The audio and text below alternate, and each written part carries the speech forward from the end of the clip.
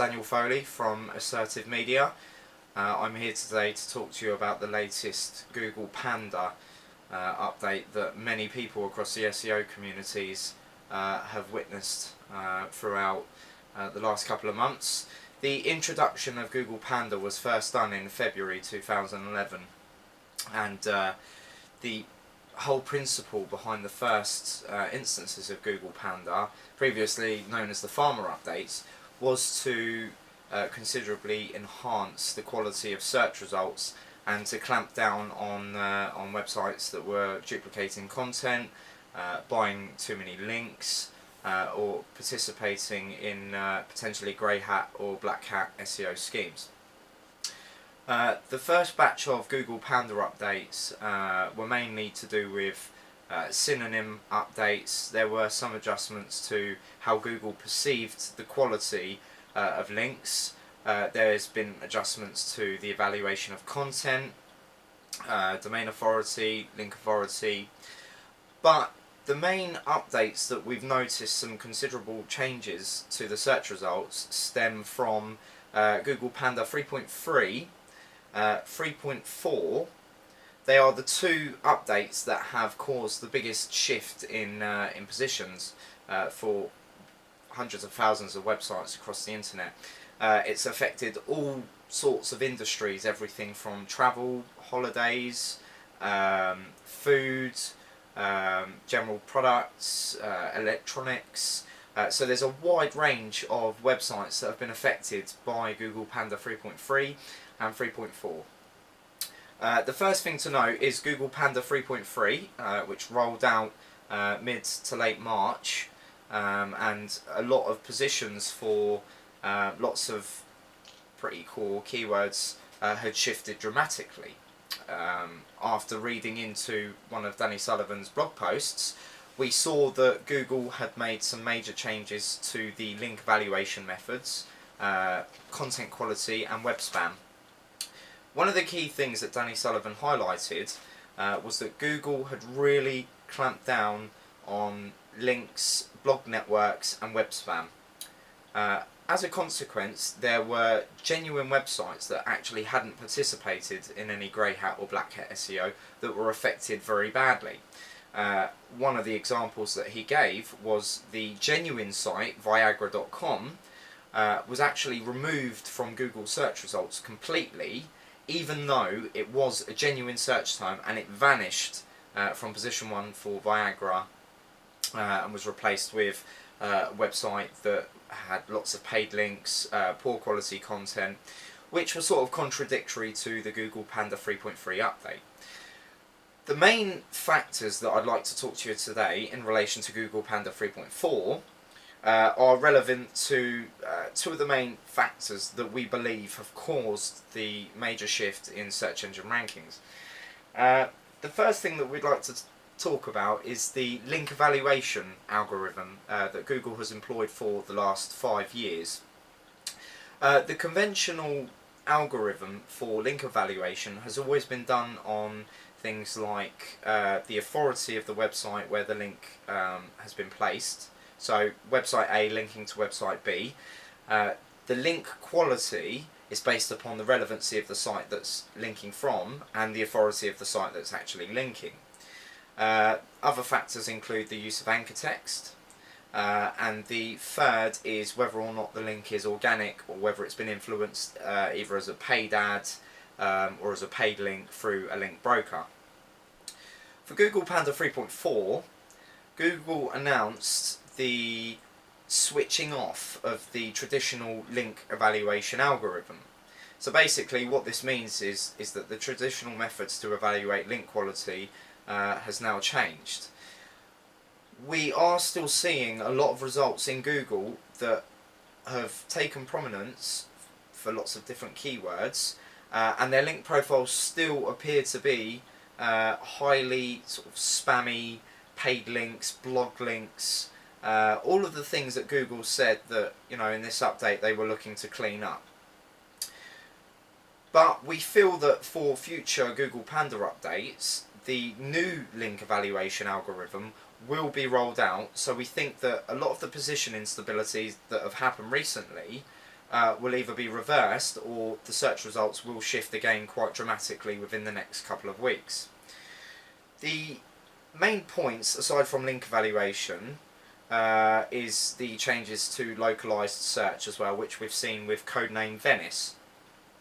What this means is that lots of personalized results based upon your geographic location will now impact on lots of searches that you conduct. So say for example you was to look for cheap car dealerships in Google UK, you would get not just sort of nationwide sites, you would get localized search results mixed in, and again this is based upon Google's geographic filter.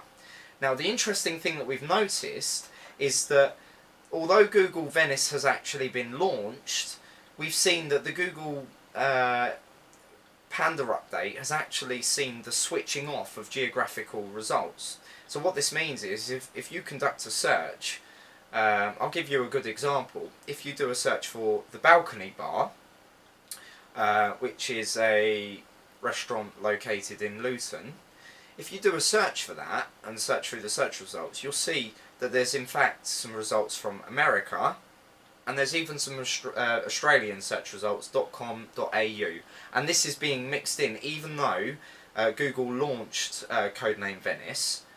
We've seen the geo filter completely switched off. So this leads us to believe that Panda 3.5 is going to be when we see the geo filter switch back on and the link evaluation algorithm renovated and working.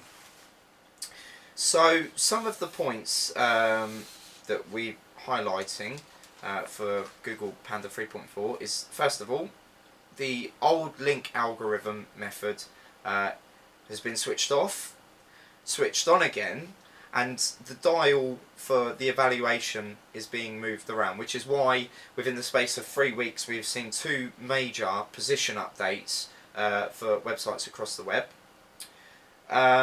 Blog networks were heavily penalised during the Google webspam update. Google Panda 3.3 was the main culprit for blog networks being either de-indexed or devalued. Duplicate content penalties, they appear to now be much quicker with the Google freshness updates, which piggybacked off of caffeine.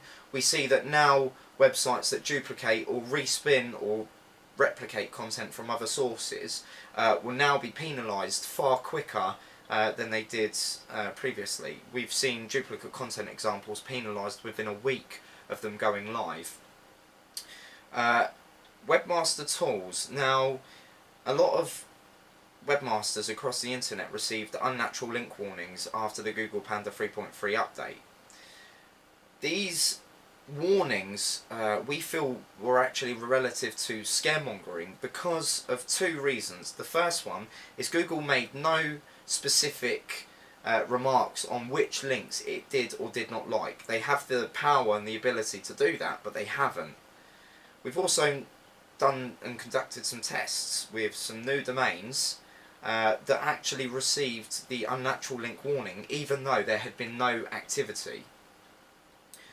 So based upon this evidence, we believe that the unnatural link warning is just basically a scaremongering tactic to ensure that people don't participate in blog networks, forum spam, comment spam, or participating with brokers such as text link ads or any sort of link development services on the internet. Websites that use key content areas for ad space. We've also noticed that they seem to have suffered a knock in positions. Typical examples of this are websites that utilise things like Google AdSense or ad revenue generation services featured on areas where the main area for concentration should be content, images, media, and not advertising.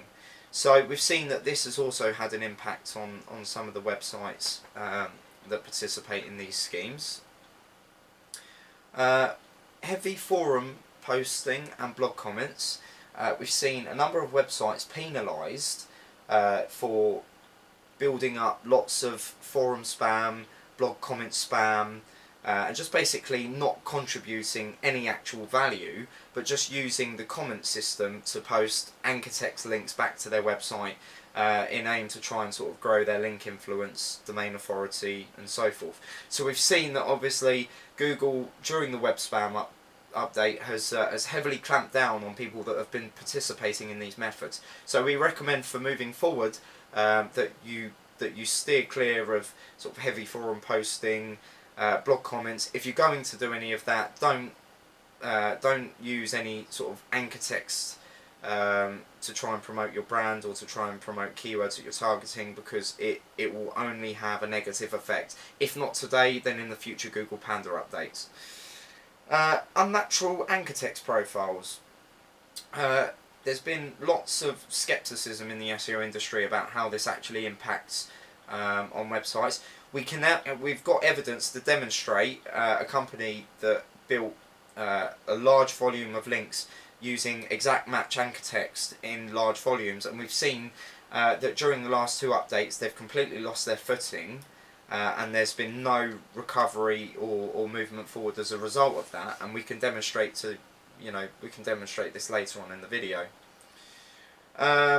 Again, internal blog networks. This is slightly different from external blog networks. Basically, there are a large number of companies that will build an external blog. They'll build content on that blog, and then they will use that blog once it's gained some authority to link back to their own sites. Again, Google has become very savvy at being able to detect this. It can even be as simple as if you've got your Webmaster Tools account or Google Analytics and you're tracking the domain or the blog that you've built and your own website, Google can immediately see a connection between this, and if you're using that for self-promotion, that will also have a negative impact. And again, that, whether that's today or future Panda updates, we recommend for completely organic white hat SEO that you steer clear of participating in such practices, unless obviously there's a genuine reason and you're not interlinking between domains in an obvious way. And I think the last thing that we'd point out in relation to Google Panda is copycat content and link development strategies. Google is basically trying to enhance the quality of its results. Content is obviously the most important thing for any website profile. The behaviour in which your content is generated is immediately apparent based upon what your competitors are doing.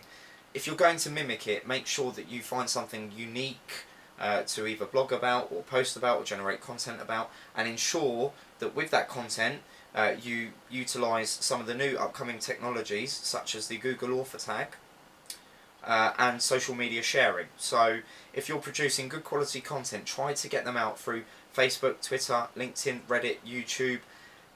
Use as many social avenues as you can, and make sure that everything you're doing is completely organic, white hat, and don't be swayed by the current instability in results, because although you may be seeing results positioning well and not complying with the Google Panda release updates, these will fall out and there will be negative impacts in the long term.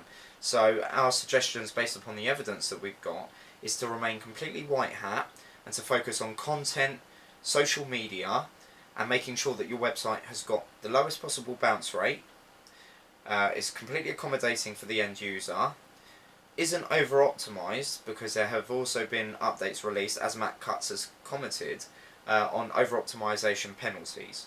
So don't go mad with excessive keyword stuffing in titles. Your content doesn't need to be centered around keywords. It needs to be content that the end user will read, will use, will find informative, and will inevitably lead them to spend more time on your site. The more time someone spends on your site, the better the quality, the more likely people are to share your content and link externally and naturally, which is the good foundation for any website. I'm now going to run through a couple of examples of some of the findings that we have with you, and basically this is just evidence for the Google Panda 3.4 update. If you'd like to learn more, then you can visit our website at www.assertive-media.co.uk. I'll spell that for you. It's www.assertive-media.co.uk. You can also follow us on Twitter. It's just twitter.com/assertive media, all one word.